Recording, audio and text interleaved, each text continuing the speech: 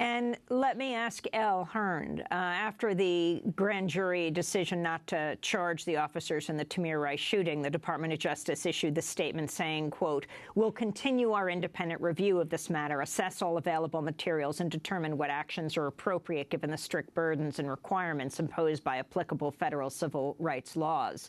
The statement went on to say that the DOJ will continue its reforms of the Cleveland Police Department following the finding of a pattern or practice of excessive use of force. Does that satisfy you in the Black Lives Matter movement? No, absolutely not. I think because we are aware of the insidious history that policing has had and the genocide against Black bodies in this country, that is not satisfactory. I think that there needs to be a complete recall of policing and the distribution of resources that provide police the opportunity to continue to wreak havoc in the lives of Black individuals specifically. I think that we have seen the Department of Justice across this country open investigations and not actually develop anything that was truly revolutionary towards the reform that community members, activists, organizers are demanding through the uprisings that we've seen. So it's not satisfactory. It's just another attempt by government officials to posture as if they are working on fixing a continuous, consistent issue that we continue to see every single day. Every 28 hours, a Black person is murdered by the police. We've seen recently in Chicago murders of individuals just in the past week. And so this cannot consistently be where we are week after week, month after month, year after year, with no accountability from these officers, no accountability by the city officials, no accountability by the federal government. And so it's not satisfactory until we continue to see officers removed, until we see pensions removed from their futures, and also until we see a complete recalling of the way that policing is orchestrated. And if the people are not in control of the police, if people don't have any say-so in what the police are doing in their communities, it will never be satisfactory to me, and I'm sure it won't be satisfactory to anyone involved in the Black Lives Matter movement or the network that has consistently influenced the movement. Interestingly, last week in Torrington, Connecticut, police arrested a 66-year-old white woman after she brandished a fake handgun outside the police department. Police said Elaine Rothenberg pointed a gun at civilians, asked if they were police, yelled about hating cops, shouted at police, quote, "What are you going to do, shoot me?" She reportedly raised the gun, pointed it at officers, yelling, "Boom, boom, boom."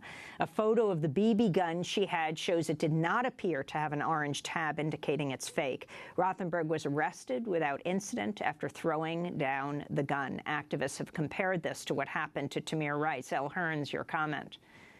I think that it is exactly what white privilege looks like. And I think that America has a way of denying that privilege in this country exists.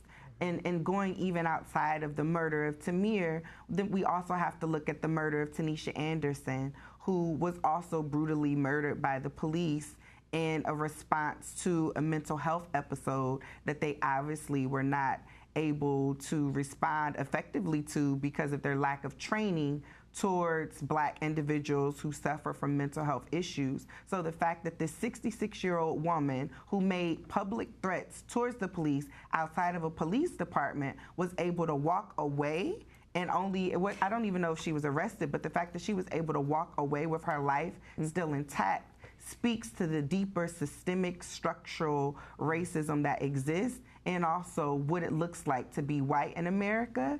And the privilege that Black individuals do not have. And unfortunately, Tamir did not have that opportunity. Within 1 second, his life was taken. And so it is an insult for there to be accountability laid on the life of a child for the reason why he was murdered, and a 66-year-old responsible elder walks away with life. It's an insult. LaTanya, I want to end with you. You have a son in the age range of Tamir, your cousin? My daughter, yes. Your daughter? Yes. How do you explain to her what happened?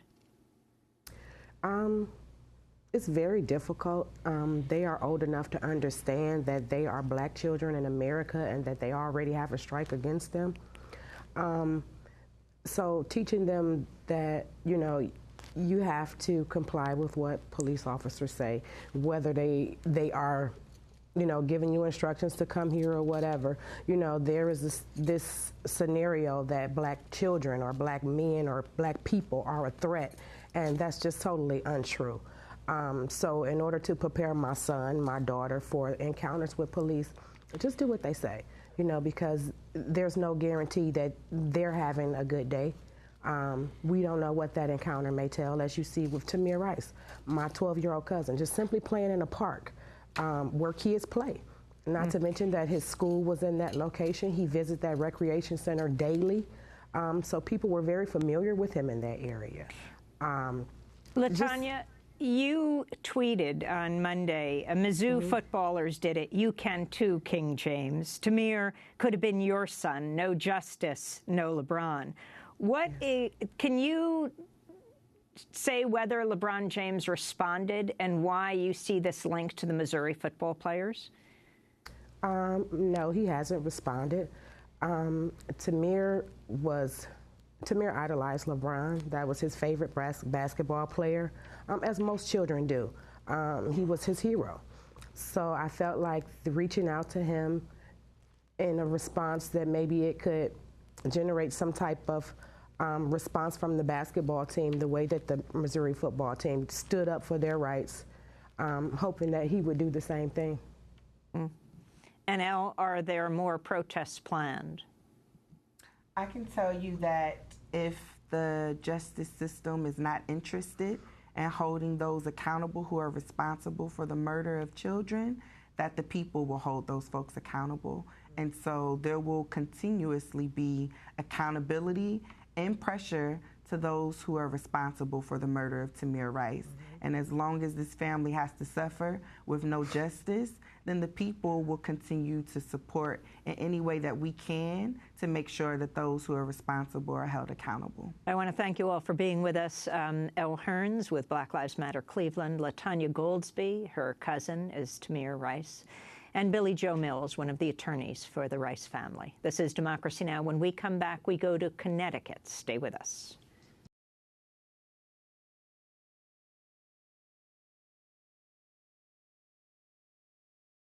Hi, I'm Amy Goodman. I want to thank you for tuning in to Democracy Now! We are so grateful to our fans and followers for being a part of the daily conversation. By choosing a news source that's committed to the truth, you're carrying the message of independent media, reaching hundreds of thousands of people every day. In these times of war and elections, we need a media not sponsored by corporations that profit from war, but a media that's truly independent, funded by you. Democracy Now! Is not paid for by the weapons manufacturers, the insurance industry, or the oil, gas, coal, or nuclear companies. We don't take advertising or corporate underwriting dollars. That means we rely on your donations to make our daily independent news hour possible. We need your support today to keep bringing you the hard-hitting, in-depth reporting you've come to expect 5 days a week. Visit democracynow.org, or you can call 888-999-3877. That's 888-999-3877 to make your holiday gift to Democracy Now! Today. Thanks so much for sharing Democracy Now! Stories all year long.